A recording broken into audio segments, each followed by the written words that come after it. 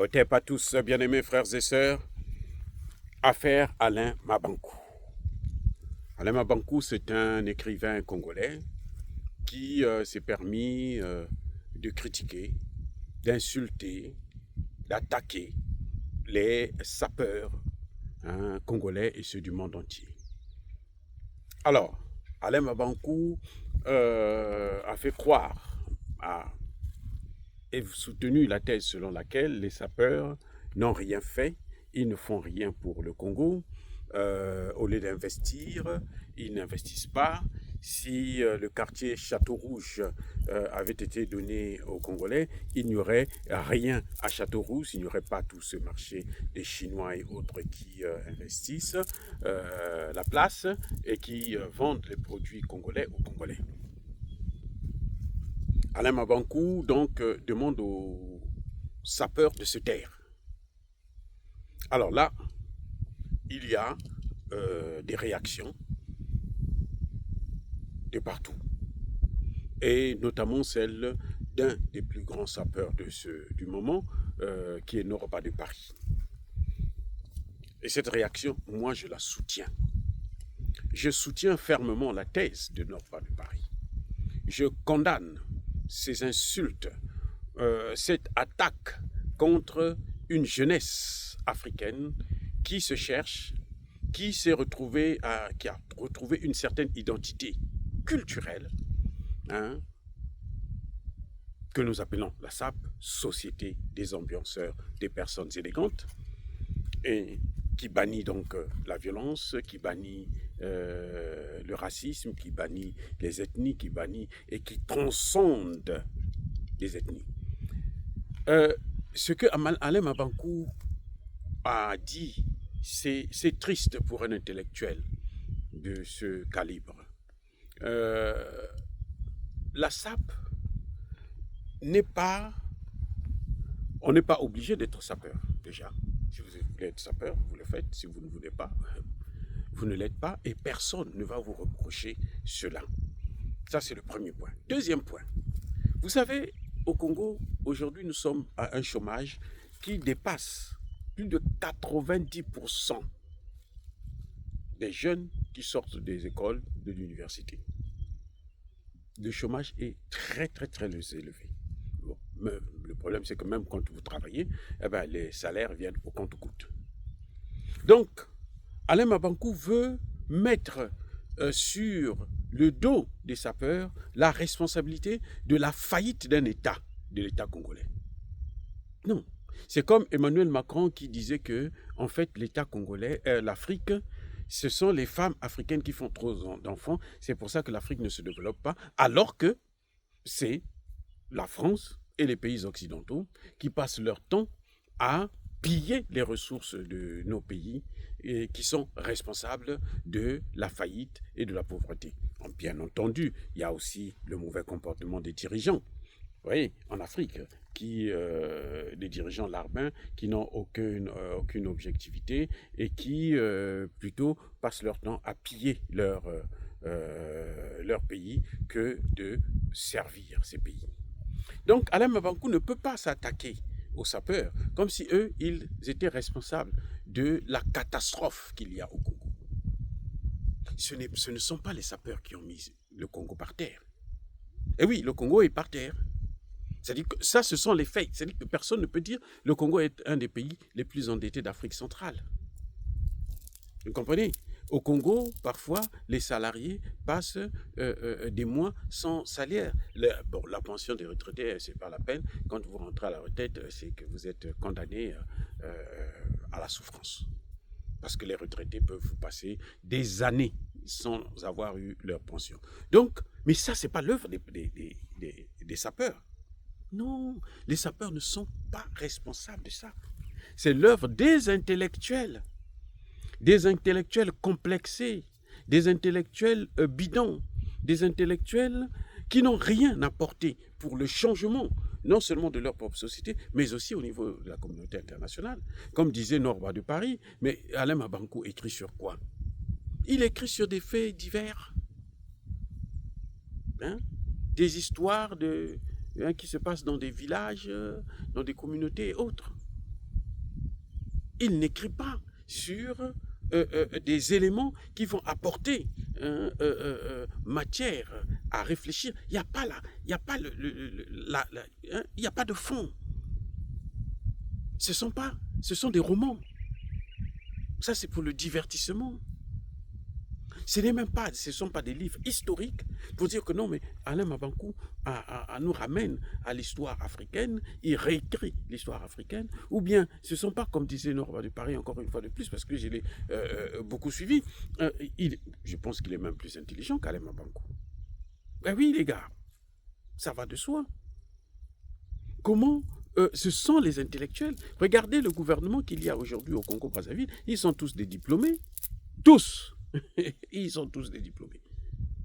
Personne n'a moins que le bac là-bas, dans ce gouvernement. Mais, et pourtant, la pauvreté qu'il y a au Congo, mais c'est à vous couper le souffle. La misère qu'il y a au Congo, c'est incroyable, c'est insoutenable, c'est intolérable. Ça, c'est l'œuvre des intellectuels. Ce n'est pas l'œuvre des sapeurs. Non, c'est l'œuvre des intellectuels. Ce sont les intellectuels qui détruisent le Congo. Ce sont des intellectuels. Mais vous savez, le premier ministre congolais est docteur. Monsieur Koliné Makosso, il est docteur en droit. Mais le Congo, c'est le chaos. Le Congo, c'est le chaos. Ce ne sont pas les sapeurs qui sont responsables de ça. La SAP a au contraire un avantage. La SAP transcende les ethnies. Dans le domaine de la SAP, vous pouvez être Mboshi, Congo, Lari, Bembe, Vili, Nzabi ou qui vous voulez. Vous n'avez pas de problème, il n'y a pas de clivage. Vous vous retrouvez, vous faites la fête, vous vous amusez. On va nous défendre aussi de se divertir, d'être content malgré notre souffrance. C'est ça que Alain Mabankou est en train de nous imposer, parce qu'il est intellectuel, parce qu'il a gagné le prix Goncourt. Mais le prix Goncourt, c'est quoi? On connaît comment on donne des prix en Occident. On a vu quand on a donné le prix Nobel à Barack Obama. C'était pourquoi? Pour que Barack Obama puisse venir détruire la Côte d'Ivoire, qu'il puisse venir détruire la Libye, et par là même détruire tout le continent africain. Nous savons, monsieur Alain Mabankou. Alors que les sapeurs, dans le domaine de la SAP, il n'y a pas d'ethnie. Le tribalisme, là, il est banni dans le domaine de la SAP. Ça, c'est un des points essentiels en matière de la SAP. Et là, nous sommes seulement au Congo. Mais même au niveau international, la SAP transcende les nations. Quand les sapeurs du Congo-Brazzaville se retrouvent avec les sapeurs du Congo-Kinshasa, mais c'est la fête. Ils sont contents, ils s'amusent, ils jouent, ils sont heureux, comme si ils n'avaient pas de problème, alors qu'ils ont beaucoup de problèmes. Vous voyez, j'appelle ça, c'est une provocation. En fait, Alain Mabankou, c'est un provocateur. Vous avez des sapeurs mais qui viennent de la Côte d'Ivoire, du Cameroun, du Centrafrique et autres, mais ils sont toujours des sapeurs. Mais attendez, je vais vous dire une chose, mais le président congolais lui-même, Sassou Nguesso, ce n'est pas un sapeur. Ah, vous croyez que les vestes qu'il porte là, vous croyez... Mais allez, vous allez entendre parler de lui dans d'autres milieux. Mais c'est un sapeur. Ils ont beau critiquer la SAP, on a beau les dénigrer, mais ils ont contaminé tout le monde. Et Alain Mabankou vient pour venir dire que les sapeurs devraient se taire parce qu'ils ne foutent absolument rien, ils ne contribuent pas à l'économie. C'est faux, là encore. Les premiers magasins, comme disait Norva de Paris, de vente d'habits et autres de luxe, c'était lesquels? Mais c'était bien les sapeurs. Le domaine de taxi, c'était bien les sapeurs. Combien d'intellectuels ont des entreprises au Congo? Combien, M. Mabankou? Dites-nous, combien d'intellectuels ont, par exemple, des taxis ils font travailler plusieurs personnes, ainsi de suite? Non. Donc, c'est grave ce que Alain Mabankou est allé chercher. Je vais vous dire une chose. En ce qui concerne, par exemple, le tribalisme, quand je suis arrivé à Paris pour la première fois, j'ai été reçu par des sapeurs. Il y avait le grand De Breton, il y avait le grand Durand, il y avait Mayembo de Base et autres qui m'ont accueilli chez eux, alors que je suis pas Larry. Et je suis venu, j'ai trouvé des Mouchis, j'ai trouvé des Bembés, j'ai trouvé... Mais alors, toutes les ethnies étaient représentées dans la maison de ces sapeurs Larry. Ça, c'est un fait. Ça dit que c'est ce que moi, j'ai vécu, que j'ai connu. C'est pas quelque chose où on m'a parlé, non, j'ai connu ça.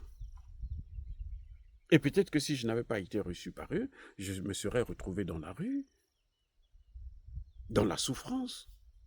Donc, voyez à quel point vous êtes dans une maison, vous avez des gens qui viennent de l'ensemble du territoire congolais. Dans la SAP, il n'y a pas de tribalisme. Non. Il n'y a que la gestion du vêtement, la joie de vivre. Monsieur Alain Mabankou, tout le monde n'est pas obligé d'être homme d'affaires ou bien d'écrire des romans. Encore que ce que vous écrivez, bon, ça ne rapporte, c'est pas des histoires qui rapportent, qui peuvent élever la conscience même des Africains. Non. Vous voyez, donc, monsieur Mabankou, je pense qu'il est à la recherche du succès. Quand on est intellectuel, on veut le succès. Vous savez ce qu'on fait? On va travailler. On va créer des emplois.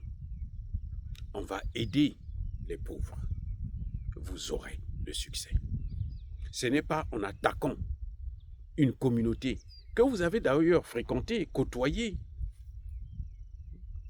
pour telle ou telle raison, peut-être que ce que vous cherchez, vous n'avez pas pu l'avoir. Vous savez, si vous n'êtes pas dans ce qui vous plaît, ce que Dieu a créé pour vous, eh bien, je ne suis pas sûr que vous allez être heureux, même si ça peut vous apporter le bonheur. Vous voyez, il y a des gens qui font la politique, qui sont riches, qui ont beaucoup d'argent, mais ils sont malheureux. Malheureux. Ils passent leur temps à dénigrer, à humilier les autres parce qu'ils ont l'argent. Pourquoi? Parce qu'ils ne sont pas à leur place. Et oui, M. Mabankou il veut de l'attention, il veut se faire entendre, il veut exister. Quand il voit que les gens l'oublient un peu parce qu'il ne fait rien de bon pour la communauté, hein, comme disait Norba, il aurait pu créer la bourse Mabankou, ce serait compréhensible, mais il ne l'a jamais fait. Il nourrit qui? Alain Mabankou nourrit les familles des sapeurs. Mais ces sapeurs-là, ils sont mariés, ils ont des enfants. Ce sont des responsables, des chefs de famille. Et vous venez, vous les insultez parce que vous estimez que à Château-Rouge, il devrait avoir que des sapeurs. Ça allait être que des magasins, on devait trouver partout des magasins des sapeurs. Pour que vous puissiez savoir que bon, les sapeurs aussi peuvent exister. Non. Dans la sapologie, il n'y a pas la violence. Quand vous voyez un homme se bagarrer, il n'est pas sapeur. C'est ce qu'on appelle Ngaya. Ça ne vaut rien. Dans la sape, là, vous ne pouvez pas être sapeur et puis aimer la bagarre, aimer la violence. Non, les vrais sapeurs ne se battent pas. Parce que, mais attendez, vous ne pouvez pas vous battre quand vous êtes bien habillé, vous êtes élégant. Ça n'a pas de sens. La sape ne rime pas, ne fait pas bon ménage avec la violence. Donc, voilà des éléments qui manquent aux Congolais. Sur lesquels les Congolais devraient travailler. C'est tirer le bon côté de cette identité culturelle. La SAP a été d'abord un moyen d'existence parce qu'il y avait des gens qui se sentaient exclus de toute la société. Et ils ont inventé. Vous voyez à quel point ils sont créatifs. Ils ont inventé un mode de vie, une façon d'exister. Et une façon d'exister en vous apportant la joie de vivre, pas en vous apportant le malheur. Le Congo souffre, l'Afrique souffre à cause de ces intellectuels. Ce sont les intellectuels qui sont les premiers destructeurs du continent africain. Alain Mabankou fait partie de ces intellectuels destructeurs du continent africain. Achille Mbembe, par exemple. Alain Foka, tout ce monde-là. D'autres qui jouent le double jeu.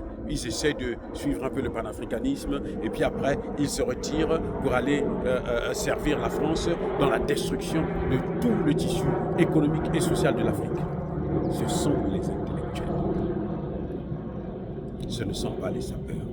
Arrêtez de stigmatiser, de jeter l'anathème sur les sapeurs parce que eux, au moins, apportent la joie à des populations qui ont tout perdu, qui ont même perdu l'espoir de vivre.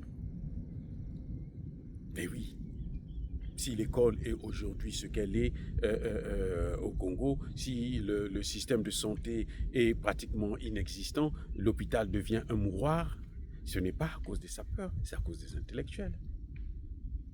Et oui, ce sont les intellectuels qui sont responsables. Je suis moi-même un intellectuel parce que, vous le savez très bien, je suis docteur en sciences politiques, mais il n'empêche qu'on puisse dire que c'est nous, les intellectuels, qui ne faisons pas notre travail correctement. C'est pour ça que ce pays est par terre.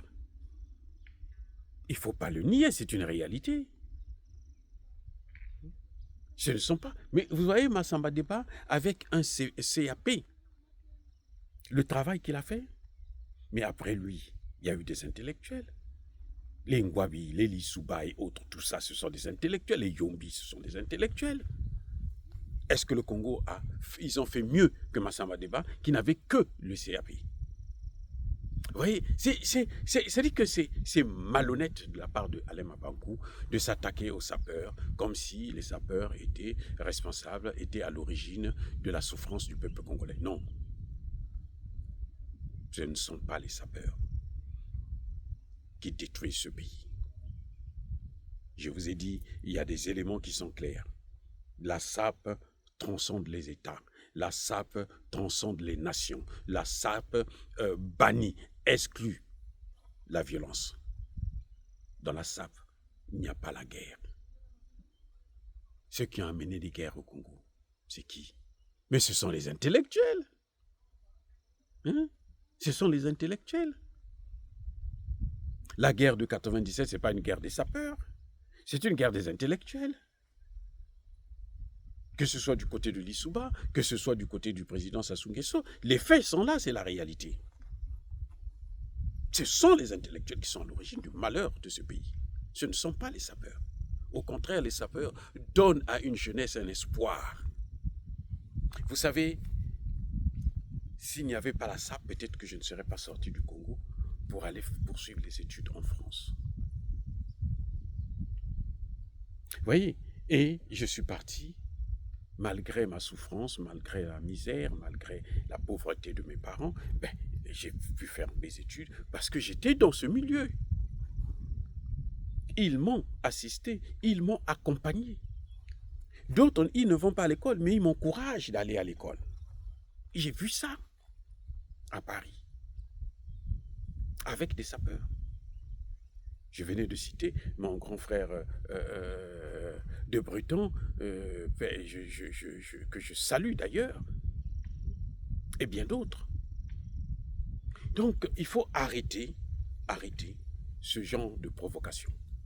Si Alain Mabankou n'a plus rien à faire, il n'a qu'à continuer à écrire ses romans, comme faisait l'autre, comme disait l'autre, et puis bon, qu'il arrête d'emmerder des gens qui, au contraire, font beaucoup. Vous savez, les sapeurs, là, beaucoup envoient, font vivre des familles tout entières. Alors que des intellectuels africains n'arrivent même pas à apporter la nourriture à leurs propres parents. Et oui. Oh, bien-aimés frères et sœurs, dire cela, c'est inciter à la haine ou à la violence. Non.